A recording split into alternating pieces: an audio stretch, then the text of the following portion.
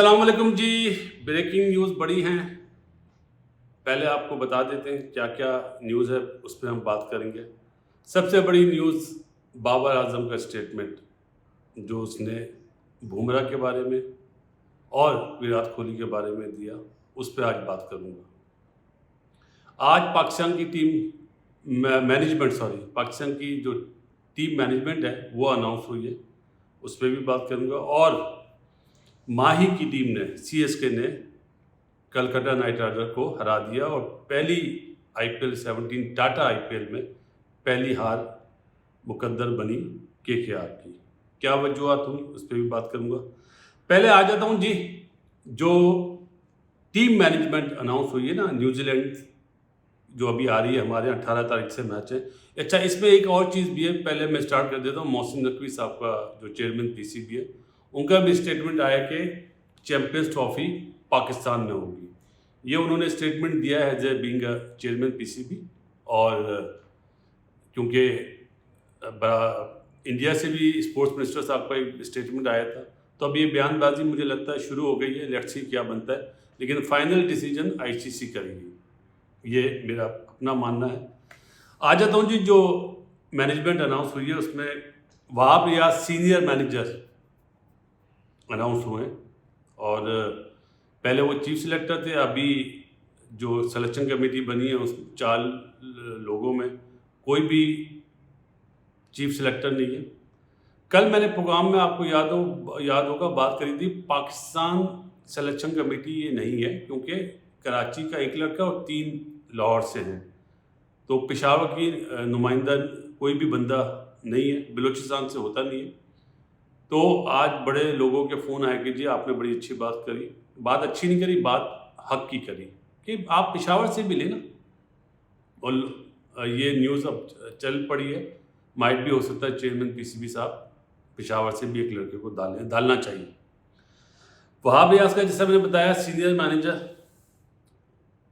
Mansoor Rana manager, Azhar Mahmood को head coach बनाया है। क्योंकि आपको याद होगा इस्लामाबाद अभी PSL में जीती थी, तो वो बॉलिंग कोच था वहाँ पे। बॉलिंग कोच तो नहीं था, टीम के साथ था, असिस्टेंट कोच था शायद। उसके बाद मोहम्मद यूसुफ, ग्रेट बैट्समैन, बहुत पसंद बंदा, भी बहुत अच्छा, उनको बैटिंग कोच बनाया।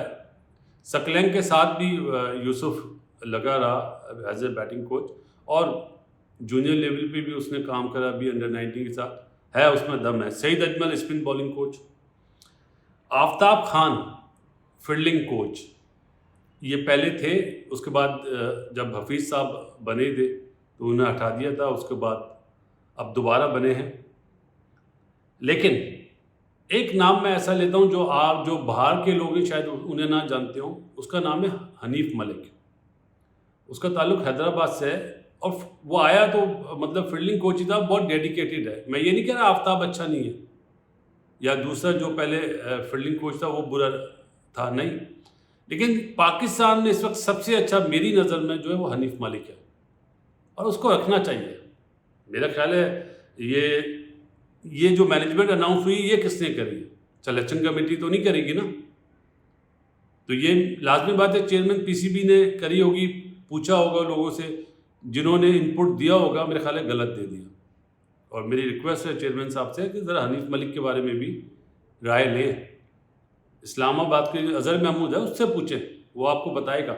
मैं ये नहीं कह रहा कि आफ्ताब बुरा, आफ्ताब भी अच्छा है। देखिए, एक होता है एक्सीलेंट, एक होता है गुड, एक होता है गुड, A1 गुड और ओके।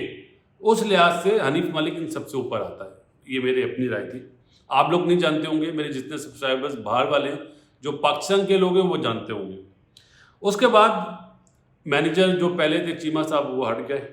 असिस्टेंट मैनेजर मेरा ख्याल है जब तो मंसूर था, शाहिद असलम को भी हटा दिया। हफीज़ जो अपनी टीम लाया था, हफीज़ की टीम के सारे लोगों को हटा दिया, क्योंकि आपको पता है जो भी आता है वो अपनी मर्जी से लाता है। मेरा यहाँ पे सिर्फ एक सवाल ये था, सवाल क्या, मेरी राय है कि वहाब रियाज को हेड कोच बन जाना चाहिए था, अजहर महमूद को bowling coach, fast bowling coach, और यूसुफ बैटिंग कोच, और spin bowling coach Saeed Ajmal. इसमें कोई बुरी बात नहीं थी। 2 मैनेजर रखना अजीब सी बात है, क्योंकि वहाब लोगों के लिए तो सिलेक्शन कमेटी का पार्ट है, मेरी नज़र में वो चीफ सिलेक्टर भी है। वो जो अभी बोलेगा, वो जो चीज़ चाहेगा वही होगी। तो मेरा ख्याल है कि उसको हेड कोच बन जाना चाहिए था। 2 मैनेजर मेरा ख्याल है गलत है, मेरा अपना ख्याल है। लेट्स सी कि क्या आइंदा आने वाले दिनों में भी ऐसा ही चलेगा या फिर गोरे आएंगे। चांसेस तो 99.9% गोरों का है, लेकिन इस सीरीज़ में आप किसी को भी कोचेस बना देते ना तो आपने जीत जाना है। न्यूजीलैंड की जो टीम आ रही है वो पाकिस्तान को नहीं हरा पाएगी, मेरा ये मानना था। जो मैनेजमेंट बनी है इसमें बाबर आजम की यस होगी कि उसने हाँ करा तो ये लोग लगे। मैथ्यू भी चेंज हो गया, तो मेरा ख्याल है बाबर को, मैंने पहले भी कहा था कि जो पहले गलतियां करी वो नहीं करनी चाहिए थी, और पहली गलती ही ये कर दी बाबर ने, माफ़ी के साथ। अच्छा नहीं लगा। पाकिस्तान का कप्तान पाकिस्तान का कप्तान होता है, किसी इलाके का कप्तान नहीं होता है। तो ये मेरा मशवरा था बाबर को, मेरे ख्याल है मशवरा पहुंच जाएगा। अब आ जाता हूं जी बाबर के स्टेटमेंट पे, जो आज मैंने सुना भी और पढ़ा भी, कि अगर लास्ट ओवर कराना हो तो नसीम शाह बेस्ट है दुनिया में। मैं एग्री नहीं करता। इसलिए एग्री नहीं करता, जो उसने नाम लिया ना बुमराह का, बूम बूम बुमराह, मेरा ख्याल है कि दुनिया के सारे बॉलर हो ना, सारे बॉलर, चाहे शाहीन हो, नसीम हो, चाहे मिचेल स्टार्क हो, कमिंस हो, वुड हो, रबादा हो, शामी हो, और कौन कोई बॉलर रह गया हो तो चाहे श्रीलंकन हो, वेस्ट इंडियन हो, all go with Bumrah. Bumrah वाहिद बॉलर है दुनिया का, चाहे वो टेस्ट मैच हो, चाहे वनडे क्रिकेट हो, चाहे T20 हो। अगर टेस्ट मैच में 3 रन भी हो तो मैं बुमराह से कराऊं, अगर वनडे में 6 रन भी हो तो मैं बुमराह से बॉल कराऊं लास्ट ओवर, और अगर T20 में 4 रन भी हो तो आई गो विद बुमराह, क्योंकि बुमराह जैसी क्वालिटी है ही नहीं, बेकार चीज़ है। ये मेरा ख्याल है माइंड गेम खेला है। अभी वर्ल्ड कप बहुत दूर है, जो अच्छा है उसको अच्छा बोलना चाहिए, सीधी सी बात है। और मेरा ख्याल है अंदरूनी खाना तो बाबर भी ये बात बोलेगा कि नहीं बुमराह बेस्ट है, लेकिन उसने चाहे दोस्ती में नाम लिया हो, चाहे बीइंग अ पाकिस्तानी नाम लिया हो, जब आप वर्ल्ड फेमस हो जाते हैं ना तो दुनिया आपकी बात सुनती है। तो आपको बात करनी चाहिए जो पता चले कि बात करिए।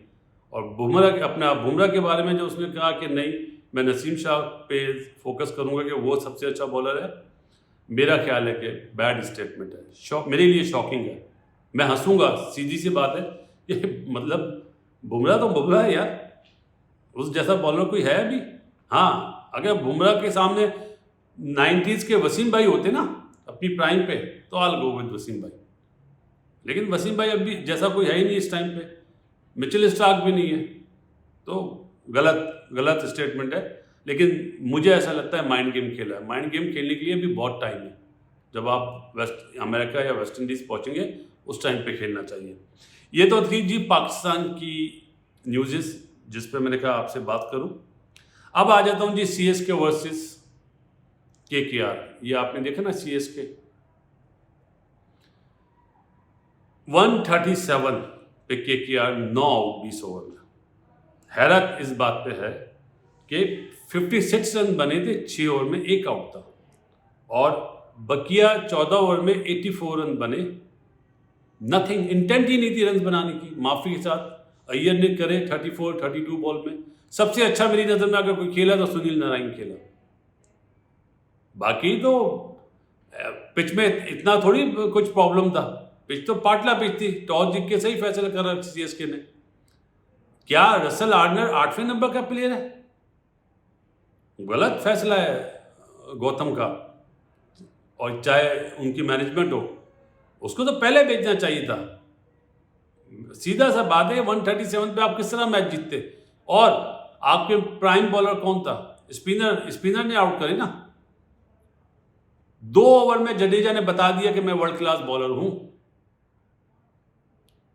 7वें ओवर में उसने जो 2 विकेटें ली ना, उसके बाद एक और जो लेफ्ट हैंडर को वेंकटेश को आउट करा, मैच वहीं खत्म कर दिया उसने। थोड़ा मैच बचता रिंकू पे और अपना रसल पे, लेकिन लगा ही नहीं, इंटेंट ही नहीं लगी मुझे कि वो एंड तक जा रहे हैं। अगर यहाँ पे 160-70 रन बनते तो मैच बहुत अच्छा होता। पहली दफा पूरे टूर्नामेंट में खराब खेली है केकेआर आज, बहुत खराब खेली है। और no doubt Jadeja too good bowler है, मैं उससे उसकी कोई वो नहीं लेना चाहता, वर्ल्ड क्लास है, नंबर 1 है वर्ल्ड क्लास, चाहे वो टेस्ट मैचेस हो, चाहे वनडे हो, चाहे T20 हो। बॉलिंग से नहीं तो बैटिंग से, बैटिंग नहीं तो फील्डिंग से। आज भी उसने कैच पकड़ा सॉल्ट का। देश पांडे ने जी 3 आउट करे, अच्छी बॉल करे, जो आपको पता है लास्ट टाइम का सबसे ज़्यादा विकेट टेकर था। मुस्तफिजुर रहमान ने 2 आउट करे 22 रन देके, और super duper hero Jadeja 3 out 18 run देके। तो वहाँ पे जडेजा ने अपने 4 ओवर में सुला दिया केकेआर को। उसके बाद 137 का मतलब 138 का टारगेट था, आराम से ही बनना था ना। वो तो रविंद्रा दोबारा अपनी फॉर्म मिस कर रहा है, उसकी फॉर्म जारी है, और मिचेल को आज नंबर 3 पे भेजा। वो भी मुझे लगता है कि आने वाले दिनों में CSK को प्रॉब्लम करेगा। आज बेस्ट चांस था, एक कैच भी छूटा उसका स्क्वायर लेग पे, लेकिन डिलीवर नहीं कर सका। ऋतुराज ने कैप्टन नॉक इसलिए बोलूँगा कि उस पर प्रेशर था, उससे रन नहीं हो रहे थे। आज उसने 67 करे, अच्छा लगा। 58 बॉल में 9 चौके, लेना चाहिए बारी इस तरह कि मेरी फॉर्म भी आ जाए। अच्छा, और डूबे तो जी बेस्ट फॉर्म में उसने, आपने देखा कि 28 करे 18 बॉल में 1 चौका 3 छक्के। तो मेरे लिए तो मैच वन साइडेड ही हो गया था जब जडेजा ने आउट कर दिया। सबसे बड़ी बात क्या हुई, जब 2 रन चाहिए थे और उस टाइम पे आया MS, और क्राउड ने जो आवाज़ लगाई ना, सुपर डुपर हीरो। सचिन के लिए इस तरह आवाज़ें लगती थी, विराट के लिए लगती हैं, और MS क्रिकेट छोड़ने के बाद मेरा ख्याल है MS वाहिद प्लेयर है दुनिया का जिसको अभी भी लोग बहुत ज़्यादा पसंद करते हैं। क्योंकि सचिन अभी खेल नहीं रहा है, लेकिन सचिन अगर ग्राउंड में आ जाए तो सचिन के लिए भी इसी तरह आवाज़ निकलेगी।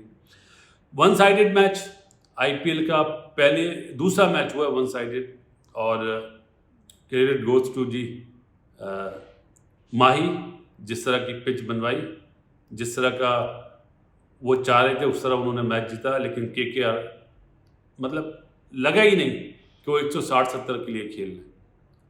शुरू के 6 ओवर में लगा कि उनकी इंटेंट, बाकी मुझे उनकी इंटेंट नहीं लगी। क्या उनका जहन में था बिल्कुल समझ में नहीं आया। लेकिन 2 पॉइंट MS की टीम को मिले, CSK को। मैं MS बोलता हूँ तो समझ जाए MS मीन्स CSK। 2 पॉइंट मिले जी, लेकिन जडेजा ने बता दिया कि he is one of the best allrounder at the moment. Mitchell अपना स्टार्क ने आज अपना थोड़ा सा रिप पकड़ा। ये ना हो कि आइंदा आने वाले मैचों में ये भी इम्पैक्ट प्लेयर बने, क्योंकि ज़्यादा ओवरसीज़ अपनी जान बचा रहे हैं, इम्पैक्ट प्लेयर बन के खेलना चाह रहे हैं, जो उनके लिए फ़ायदेमंद चीज़ है, लेकिन IPL के लिए नुकसानदेह। चलें जी, चलता हूँ। कल मेरा ख्याल है सनराइज़र का मैच है पंजाब से, लेट्स सी क्या होता है। इस दुआ के साथ दुनिया में जितने लोग बीमार हैं अल्लाह ताला उन्हें सेहत दे। बासित अली की तरफ से अस्सलाम वालेकुम।